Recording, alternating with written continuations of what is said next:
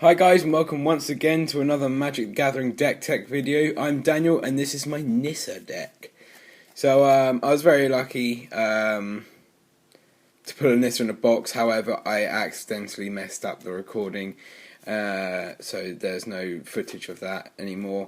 But there was, for about all of 10 minutes. So let's go through the deck. So we're starting off, we're going up the curve into lands at the back. So we're starting off with two Elvish Mystics. Very good one drops just for a bit of ramp. You should know what they do. 1/1 for 1, tap for 1 green. Got a nice shiny fog that prevents all combat damage this turn. So if I'm in a sticky situation, I can just fog and survive for an extra turn. Then we've got 3 Sylvan Carotids, hexproof defenders. Tap to add 1 mana of any colour to mana pool, which will help when I eventually get Garrux of the new set. Scavenging Ooze, I'm looking for more of these. I was lucky to get one the other day. So yeah, looking for more of them. Back to Nature and Plummet, so destroy all enchantment and destroy target creature with flying. Just a nice bit of removal depending on who I'm up against. Genesis Hydra, he's a 0/0 X and 2 green, and he when you cast him, reveal top X cards of your library. You may put a non-land permanent with converted mana cost X or less from among them onto the battlefield, and then shuffle the rest into your library. So it works very well with like Nissas or anything really, anything big. If you can get over 6 mana. Well, I guess in this deck, if you can get anything over a 7 for the X, you can put pretty much anything that you'll get from the top of the library onto the battlefield. And that's in the 2 drops because it's minimum of 3, so I don't know why it's there really. Next we have 3 Hornet's Nest. So it's 3 drop 0/2 defender, and whenever it's dealt damage, you put that many 1/1 green Hornet tokens onto the battlefield with flying and death touch. Extremely ridiculous. If you have one of these out on the battlefield and your opponent's got a big creature and it's not indestructible and it's not flying, then they basically either can't attack or they have to attack and have something very good up their sleeve. So these are the Hornet tokens. They're very cool, but I need more. Next we've got Chord of Calling, so X and 3 convoke, search your library for a creature card with converted mana cost X or less and put it onto the battlefield and shuffle your library. So it works, again it works very well with Hornet's Nest, so you can convoke the Hornets, and it's instant speed, so you can do it at the end of your turn, or end of your opponent's turn.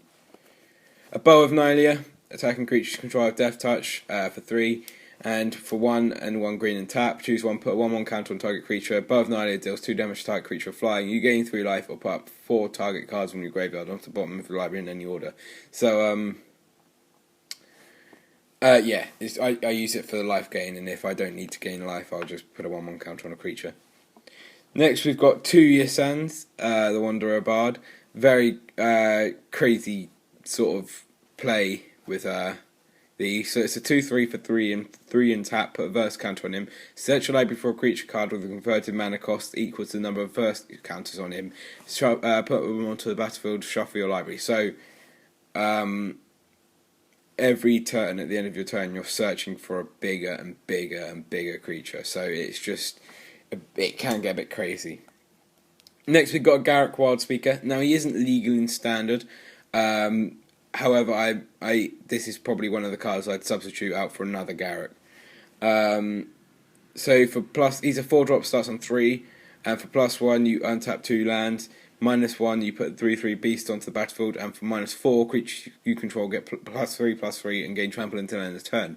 So either more mana, more creatures, or bigger creatures for the turn, so you can just go in and smack your enemies. Then we've got 3 Paragon of Eternal Wilds. Works extremely well with Hornets, making them 2/2 Death Touch flyers. And it's 4-drop 2/2 for 2. 4-drop 2/2, and for 1 and a tap, you can give another creature trample, which is pretty cool. Then we've got Thrun the Last Troll. Again, not legal in standard, but he's a bit beastie, so I don't see why you wouldn't want him in the deck. He's a 4/4 for 4. He can't be countered. He can't be a target. Spells or ability for your opponent's control. And for 2, you can regenerate him. So once you've got this on the field, unless you're willing to sacrifice him, he won't die. Pelucanos, this is the alternate art dual deck one. So he's a 2 and 2 green 5/5, and for 2 X's and green, he has monstrosity for X. And when he becomes monstrous, he deals X damage provided you choose among any number of target creatures your opponents control. Each of those creatures deals damage equal to its power to him. So either amazing removal or a massive creature. So Arbor Colossus. So he's a 6/6 reach for 5, and for 6 you can monstrous him 3 times. He becomes a 9/9, and when he becomes monstrous, destroy target creature with flying and opponent controls. So pretty good. Then we've got 2 Nissas. As I say, one of these I pulled in a box, and one of them I went to a draft and I won the draft. But unluckily, the person who came second actually got the Nissa. But then I basically force traded with him for a couple of other things. But yeah, so we've got 2 Nissas. So she starts on 5. No, she's 5 drop, starts on 3, sorry. And for +1, target land you control becomes a 4/4 elemental creature with trample. It's still a land. That's permanent. Then +1, untap up to 4 target forests. That's great. Search your library for any number of basic land cards, put them onto the battlefield, and then shuffle your library. Those lands become 4/4 elemental creatures with trample. They're still lands. Any number of basic land cards. Basic land. It's just insane. So the only one that really, really needs green is her second +1. So she's just ridiculous. You can see why she's 30 quid. And hopefully she'll just go up like Jason the Mindseeker. Then we've got 3 restocks, because I get really nervous about having Nissas or other good cards milled or destroyed. So we got 3 restocks just to bring them back when we need them. So pretty good cards. It's 5 drop and return 2 target cards when you're graveyard to your hand. Then we got Colonian Twin Grove. I mean, in a mono green deck, why not? His power and toughness are equal to the number of forests you control, and he's a 6 drop. When he enters the battlefield, you also get a token which is the exact same as him, which is ridiculous.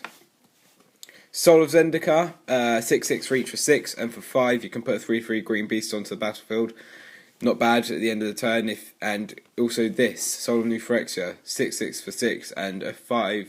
He's got trample and 5 permanents you control gain indestructibility until the end of the turn.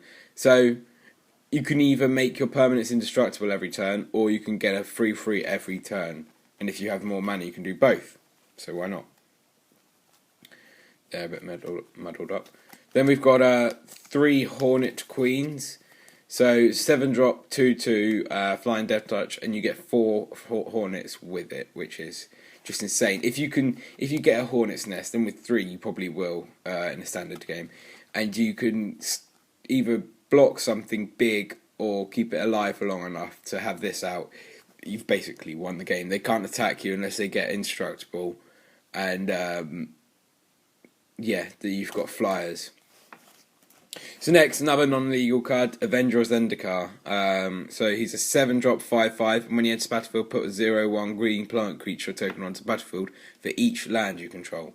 And whenever a land enters the battlefield under your control, you may put a 1/1 counter on each plant you control. So again, a bit ridiculous. My one's in very bad condition because I got this and 2 other mythics for a scry land. So I love it. I think it's brilliant, and he's got awesome art. Come on, focus. Okay, it's not going to focus.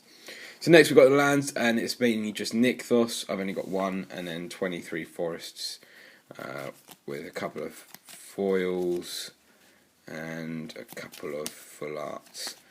It took a lot of effort to get those 2 full art lands. I had to trade. I think I traded 4 pain lands for those 2 in the Garruk. So, yeah, they're my special lands.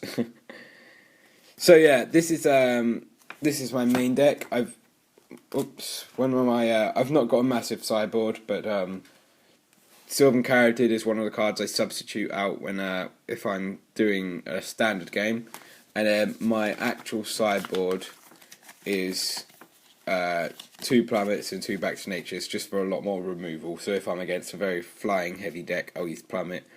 If I'm against a very enchantment heavy deck, I'll use back to nature. It's really simple. And I don't think I showed you, but it doesn't really matter, but that's my sleeve for the deck, so it makes no sense. And if you're talking about making no sense, this is the deck box. So nothing to do with forests, but hey, it's good enough. So thanks for watching, guys, and I will see you in the next episode, where I'll probably bring you my white Avacyn deck. So thanks for watching, and see you in the next one. Bye.